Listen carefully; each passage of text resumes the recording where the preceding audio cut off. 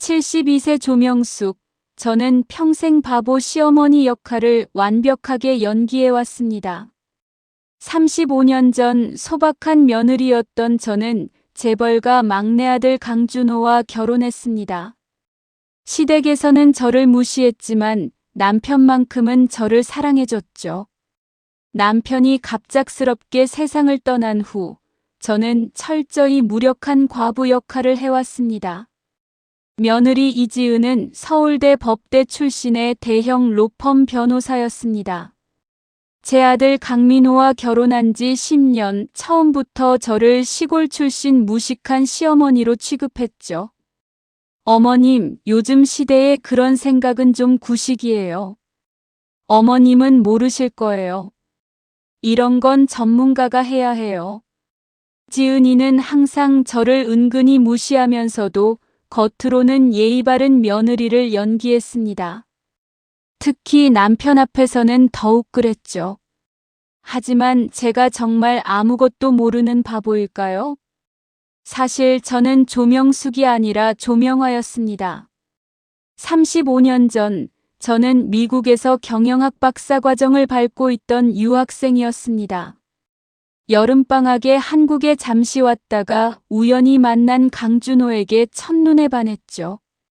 사랑에 빠진 저는 모든 것을 포기하고 결혼을 선택했습니다. 하지만 시댁의 반대가 심했습니다. 미국 물먹은 여자는 며느리감이 아니다라며 극렬히 반대했죠. 그래서 저는 제 과거를 숨기기로 했습니다. 학력도 경력도 심지어 이름까지 바꿔서 시골 출신 순박한 여자로 위장했습니다. 남편만이 제 진짜 정체를 알고 있었고 평생 제 비밀을 지켜줬습니다. 저는 35년간 완벽한 연기를 했습니다. 어눌하게 말하고 모르는 척하고 무식한 시어머니 역할을 해왔죠. 그 사이 저는 비밀리에 주식 투자를 했습니다. 미국에서 배운 금융 지식과 경영학 이론을 바탕으로 차근차근 자산을 불려갔죠. 남편 몰래 제 명의로 부동산도 사들였습니다. 남편이 세상을 떠나자 며느리 지은이의 본색이 드러나기 시작했습니다. 어머님, 이제 혼자 사시기엔 이 집이 너무 크잖아요. 저희가 아이들과 함께 이사와서 살면서 집을 관리하는 게 좋을 것 같아요. 지은이는 교묘했습니다. 겉으로는 저를 걱정하는 효부처럼 행동하면서 실제로는 제 재산을 노리고 있었죠. 어머님은 법적인 것들 잘 모르시잖아요. 제가 변호사니까 상속 절차도 제가 다 도와드릴게요. 저는 여전히 바보 시어머니 연기를 계속했습니다. 그래, 지은아. 고맙구나. 나는 그런 어려운 건 정말 모르겠어. 며칠 후 지은이는 제가 서명해야 할 서류들을 가져왔습니다. 겉으로는 상속 관련 서류라고 했지만 제가 몰래 확인해 보니 재산관리권을 지은이에게 넘기는 위임장이었습니다. 어머님, 여기에만 도장 찍어주시면 돼요. 복잡한 세금 문제나 관리 문제를 제가 다 처리해 드릴게요. 저는 순진한 표정으로 물었습니다. 그럼 내가 앞으로 용돈은 얼마나 받게 되는 거니? 당연히 어머님께서 편하게 지내실 수 있을 만큼 드릴게요. 걱정 마세요. 그 순간 저는 확신했습니다. 이 아이는 저를 요양원에 넣고 제 재산을 모두 차지할 계획이라는 것을요. 저는 서명을 밀었습니다.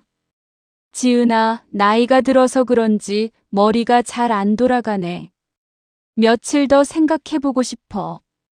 지은이의 얼굴에 순간 짜증이 스쳤지만 금세 미소를 지었습니다. 물론이죠, 어머님. 천천히 생각하세요. 그 후 저는 비밀리에 움직이기 시작했습니다. 먼저 신뢰할 만한 변호사를 찾았습니다. 제가 직접 만나러 가면 의심받을 수 있으니 오래된 친구를 통해 연결해달라고 부탁했죠. 김 변호사를 만났을 때 그는 깜짝 놀랐습니다. 조명숙 여사님이 이런 분이셨다니. 정말 놀랍습니다. 저는 제 진짜 정체와 35년간 숨겨온 자산 목록을 공개했습니다. 그 규모의 변호사도 경악했습니다. 총 자산이 800억 원 정도 되시는군요. 그런데 며느리분이 이 사실을 모른다고요? 네. 저희 남편만 알고 있었어요. 이제 며느리가 제 재산을 노리고 있으니 제대로 된 대응을 해야겠어요. 한 달이 지나도 제가 서명을 하지 않자 지은이는 점점 조급해졌습니다. 어머님, 서류 일은 어떻게 생각하고 계세요? 너무 오래 미루시면 세금 문제가 복잡해져요. 아직 잘 모르겠어. 우리 준호 아빠가 그런 건 다 했었는데. 그때 지은이가 돌연 태도를 바꿨습니다. 어머님, 솔직히 말씀드릴게요. 어머님 혼자서는 이런 복잡한 일들을 감당하실 수 없어요. 저라도 도와드리지 않으면 어떻게 하실 건데요? 목소리에 짜증이 섞여 있었습니다. 그리고 어머님이 계속 혼자 이 큰 집에 사시는 것도 현실적이지 않아요. 요즘 어르신들은 다들 요양원에서 편하게 지내세요. 요양원? 네. 제가 좋은 곳으로 알아봤어요. 간병인도 있고 병원도 가깝고 어머님께 딱 맞을 것 같아요. 그 순간 저는 지은이의 진짜 계획을 확실히 알았습니다. 지은아, 그럼 이 집은 어떻게 하려고? 당연히 저희가 관리해야죠. 집값도 유지해야 하고 세금도 내야 하고. 어머님은 그런 걱정하지 마시고 편하게 지내세요. 며칠 후 지은이는 아예 요양원 계약서까지 가져왔습니다. 어머님, 오늘 같이 가서 구경해봐요. 정말 좋은 곳이에요. 저는 마지막 연기를 했습니다. 지은아, 정말 나를 그곳에 보내려는 거니? 나는 이 집에서 죽고 싶은데. 어머님, 감정적으로 생각하지 마세요. 현실적으로 어머님 혼자서는 무리예요. 그럼 내 돈은? 걱정 마세요. 제가 잘 관리해 드릴게요. 매달 용돈도 넉넉히 드리고요. 그때 저는 물었습니다. 얼마나? 뭐가요? 내가 매달 얼마를 받게 되는 거냐고. 지은이는 잠깐 당황했습니다. 그건 나중에 정하죠. 어머님께서 필요한 만큼. 아니다. 지금 정확히 말해라. 내가 얼마나 받게 되는지. 월 200만 원 정도면 충분하시죠? 200만 원. 제 자산에서 나오는 월 이자만 해도 5천만 원이 넘는데 200만 원을 주겠다는 겁니다. 저는 그제야 가면을 벗기로 했습니다. 지은아. 제 목소리가 완전히 달라졌습니다. 35년간 써온 사투리와 어눌한 말투가 사라지고 명료하고 차가운 목소리가 나왔습니다. 지은이가 깜짝 놀라며 저를 쳐다봤습니다. 어머님, 이제 그만 연기를 끝낼 때가 온 것 같구나. 저는 서재로 가서 비밀 금고를 열었습니다. 그 안에는 제 진짜 신분증명서와 학위증서, 그리고 35년간 모은 자산 관련 서류들이 들어 있었습니다. 이게 뭐예요? 지은이가 떨리는 목소리로 물었습니다. 내 진짜 정체야. 조명숙이 아니라 조명화. 컬럼비아 대학교 경영학 박사, 전 월스트리트 애널리스트. 지은이의 얼굴이 창백해졌습니다. 35년간 나는 바보 시어머니 연기를 했다. 하지만 그 사이에 내가 모은 자산은, 저는 자산 명세서를 지은이 앞에 던졌습니다. 800억 원이다. 이게 말이 돼요? 어머님이 이런 걸 혼자서 못할 게 뭐가 있니? 나는 35년 전부터 글로벌 주식시장을 분석해왔고 부동산 투자 타이밍을 정확히 맞춰왔다. 저는 책장에서 두꺼운 파일들을 꺼냈습니다. 여기 있는 건 내가 35년간 써온 투자 일지들이다. 애플, 구글, 아마존. 이런 회사들이 아직 작을 때부터 투자했지. 지은이는 아무 말도 할 수 없었습니다. 그리고 이것들. 저는 부동산 등기부등본들을 펼쳐놓았습니다. 강남 오피스텔 20채, 제주도 펜션 단지, 압구정동 상가 건물. 모두 내 이름으로 되어 있다. 어머님. 아니 조명화 박사님. 이제 와서 존댓말 바꿔봤자 소용없다. 저는 차가운 미소를 지었습니다. 넌 나를 200만 원 용돈 주고 요양원에 처박아둘 생각이었지? 800억 원짜리 바보 할머니를 말이야. 그 후 며칠간 지은이는 저에게 매달렸습니다. 어머님, 제가 잘못했어요. 정말 몰랐어요. 어머님이 이런 분이신 줄 몰랐다고? 그렇게 오랫동안 나를 지켜봤으면서?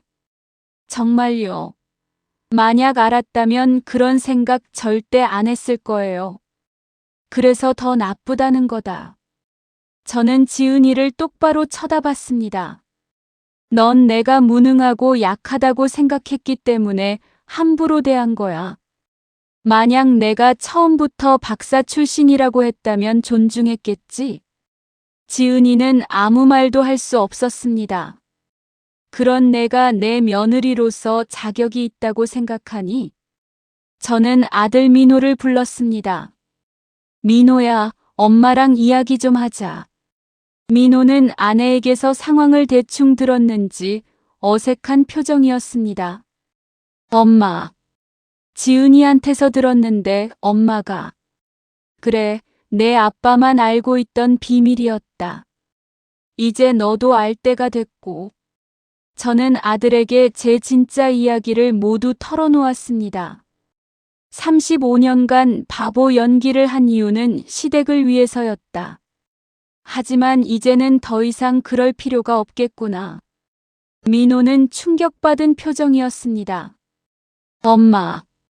그럼 지은이가 하려던 일은?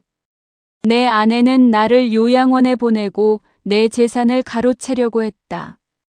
민호의 얼굴이 어두워졌습니다. 민호야, 이제 너는 선택해야 한다. 엄마를 존중하고 함께 살아갈 것인지 아니면 그런 아내와 함께 이 집을 떠날 것인지. 3개월 후 민호는 지은이와 이혼했습니다. 지은이는 끝까지 저에게 용서를 빌었지만 저는 단호했습니다. 지은아, 넌 내가 약하다고 생각했을 때만 나를 무시한 게 아니야. 그동안 내가 보여준 모든 사랑과 배려를 당연하게 여겼어. 어머님, 진짜 며느리라면 시어머니가 박사든 시골 할머니든 상관없이 존중했어야 했다. 지은이는 결국 빈손으로 집을 떠났습니다. 이제 저는 72세의 새로운 삶을 시작했습니다. 35년간 숨겨온 지적 능력을 마음껏 발휘하며 투자 컨설팅 회사를 차렸습니다. 조명화 투자자문이라는 간판을 걸고 제 진짜 이름으로 당당하게 일하고 있죠. 민호는 처음에는 혼란스러워했지만 이제는 제 진짜 모습을 존경한다고 말합니다. 엄마, 정말 대단하세요. 35년간 그런 연기를 하시면서.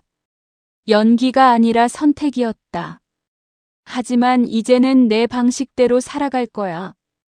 가끔 지은이에게서 연락이 옵니다. 다시 기회를 달라고 진심으로 반성했다고. 하지만 저는 더 이상 관심이 없습니다. 진짜 며느리는 시어머니의 학벌이나 재산을 보고 존중하는 게 아니라 한 인간으로서 존중하는 사람이어야 합니다. 저는 이제 제 자손들에게 이런 교훈을 남기고 싶습니다. 사람을 겉모습으로 판단하지 마라. 누군가를 약하다고 생각해서 함부로 대하지 마라. 그리고 가장 중요한 것은 자신의 능력을 숨기며 살 필요는 없다는 것입니다. 72세 조명화 박사의 진짜 인생이 이제 시작됩니다. 이야기는 여기까지입니다.